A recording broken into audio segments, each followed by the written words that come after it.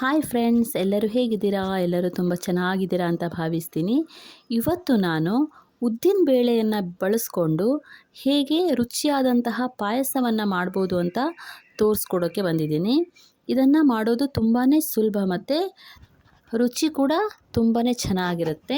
ಇದನ್ನು ನೀವು ಮುಂದೆ ಬರುವಂತಹ ವರಮಹಾಲಕ್ಷ್ಮಿ ಹಬ್ಬ, ನಾಗರ ಪಂಚಮಿ ಹಬ್ಬಗಳಲ್ಲಿ ಖಂಡಿತ ಟ್ರೈ ಮಾಡ್ಬೋದು.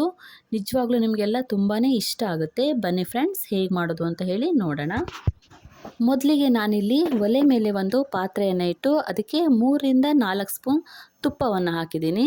ತುಪ್ಪವನ್ನು ಹಾಕಿ ಚಿಕ್ಕದಾಗಿ ಕಟ್ ಮಾಡ್ಕೊಂಡಿರುವಂತಹ ಬಾದಾಮಿ, ಗೋಡಂಬಿ ಮತ್ತು ದ್ರಾಕ್ಷಿ, ಅದ್ರ ಜೊತೆಗೆ 1/4 ಕಪ್ ಒಣ ಕೊಬ್ಬರಿಯನ್ನು ತುರಿದಿಟ್ಕೊಂಡಿದ್ದೆ.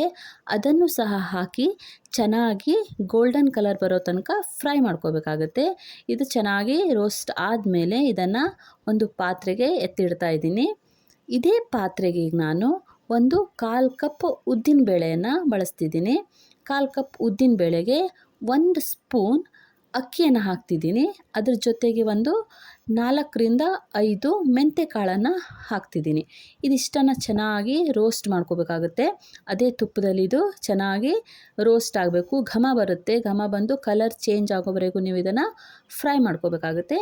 ಇವಾಗ ಇದು ಚೆನ್ನಾಗಿ ಫ್ರೈ ಆದಮೇಲೆ ಇದನ್ನು ಒಂದು ಪಾತ್ರೆಗೆ ತೆಗೆದಿಟ್ಟು ಇದನ್ನು ತಣ್ಣಗಾಗೋದಕ್ಕೆ ಇಟ್ಟಿದ್ದೀನಿ. ಇವಾಗ ನಾನು ಒಲೆ ಮೇಲೆ ಇನ್ನೊಂದು ಪಾತ್ರೆಯನ್ನು ಇಟ್ಟು ಅದಕ್ಕೆ 1 ಕಪ್ ಬೆಲ್ಲವನ್ನು ಹಾಕ್ತಾಯಿದ್ದೀನಿ. ಅದೇ ಕಪ್ಪಲ್ಲಿ ಬೆಲ್ಲ ಯಾವ ಕಪ್ಪಲ್ಲಿ ತೊಗೊಂಡಿದ್ದೀನಲ್ವ ಅದೇ ಕಪ್ಪಲ್ಲಿ 1 ಕಪ್ ನೀರನ್ನು ಹಾಕಿ ಬೆಲ್ಲವನ್ನು ಕರಗಿಸ್ಕೋತಾ ಇದ್ದೀನಿ. ಇದು ಇವಾಗ ಚೆನ್ನಾಗಿ ಬೆಲ್ಲ ಕರಗಿದ ಮೇಲೆ ಇದನ್ನು ಫ್ಲೇಮನ್ನು ಆಫ್ ಮಾಡಿ ಇದನ್ನು ಒಂದು ಕಡೆ ಎತ್ತಿಡ್ತಾ ಇದ್ದೀನಿ. ನಾವು ಆಗಲೇ ರೋಸ್ಟ್ ಮಾಡಿ ಇಟ್ಕೊಂಡಿರುವಂತಹ ಉದ್ದಿನಬೇಳೆ ಅಕ್ಕಿ ಎಲ್ಲ ಇತ್ತಲ್ವ, ಅದಕ್ಕೆ ನಾನು 2 ಏಲಕ್ಕಿಯನ್ನು ಸೇರಿಸಿ ನುಣ್ಣಗೆ ಪೌಡ್ರ್ ಮಾಡ್ಕೊಂಡು ಇಟ್ಕೊಂಡಿದ್ದೀನಿ. ಇವಾಗ ಇದಕ್ಕೆ ನಾವು ಅದನ್ನು ಒಂದು ಬೌಲಲ್ಲಿ ಹಾಕಿ ಸ್ವಲ್ಪ ನೀರನ್ನು ಹಾಕಿ ಅದನ್ನು ಚೆನ್ನಾಗಿ ಗಂಟು ಇಲ್ಲದೆ ಇರೋ ಥರ ಮಿಕ್ಸ್ ಮಾಡಿ ಇಟ್ಕೋಬೇಕಾಗುತ್ತೆ. ಯಾವುದೇ ಗಂಟು ಇರಬಾರ್ದು.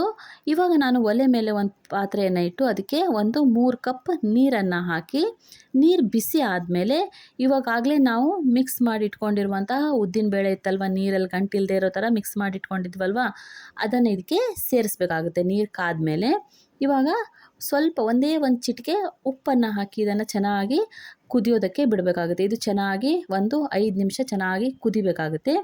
ಇದು ಕುದಿ ಬಂದ ಮೇಲೆ ನಾವು ಬೆಲ್ಲ ಕರಗಿಸಿ ಇಟ್ಕೊಂಡಿದ್ದಲ್ವ, ಆ ನೀರನ್ನು ಇದಕ್ಕೆ ನಾನು ಮಿಕ್ಸ್ ಮಾಡ್ತಾಯಿದ್ದೀನಿ. ನಿಮಗೆ ನೋಡಿಕೊಂಡು ನಿಮ್ಗೆ ಇನ್ನೂ ಸಿಹಿ ಬೇಕು ಅಂತ ಅನಿಸಿದ್ರೆ ನೀವು ಇನ್ನೂ ಬೆಲ್ಲವನ್ನು ಹಾಕ್ಬೋದು. ನಾನಿಲ್ಲಿ 1 ಕಪ್ ಯೂಸ್ ಮಾಡಿದ್ದೀನಿ. ಇವಾಗ ಎಷ್ಟು ನಿಮಗೆ ತೆಳುವಾಗಿ ಕಾಣಿಸ್ತಿದೆ ಅಲ್ವಾ, ಇದು ಚೆನ್ನಾಗಿ ಕುದ್ದ ಮೇಲೆ ಇದು ದಪ್ಪ ಆಗುತ್ತೆ. ಸೊ ಇವಾಗಿದು ಚೆನ್ನಾಗಿ ಕುದ್ದ ಮೇಲೆ ಫ್ಲೇಮನ್ನು ಆಫ್ ಮಾಡಿ ಆಲ್ರೆಡಿ ಫ್ರೈ ಮಾಡಿ ಇಟ್ಕೊಂಡಿರುವಂತಹ ದ್ರಾಕ್ಷಿ, ಗೋಡಂಬಿ ಇತ್ತಲ್ವ, ಅದನ್ನು ಇದಕ್ಕೆ ಸೇರಿಸ್ತಾ ಇದ್ದೀನಿ.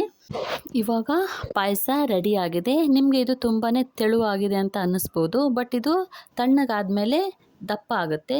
ಟೇಸ್ಟ್ ನಿಜವಾಗ್ಲೂ ತುಂಬಾ ರುಚಿಯಾಗಿರುತ್ತೆ ಫ್ರೆಂಡ್ಸ್. ನೀವು ಖಂಡಿತ ಇದನ್ನು ಟ್ರೈ ಮಾಡ್ಬೋದು. ನಿಮ್ಮ ಮನೆಯಲ್ಲಿರುವಂತಹ ಮಕ್ಕಳಿಗೆ, ದೊಡ್ಡವರಿಗೆ ಎಲ್ರಿಗೂ ತುಂಬಾ ಇಷ್ಟ ಆಗುತ್ತೆ. ಖಂಡಿತ ಇದನ್ನು ಒಂದು ಸಲ ಮನೆಯಲ್ಲಿ ಟ್ರೈ ಮಾಡಿ ಹೇಗೆ ಬಂದಿದೆ ಅಂತ ಕಮೆಂಟ್ ಮಾಡಿ ತಿಳಿಸಿ.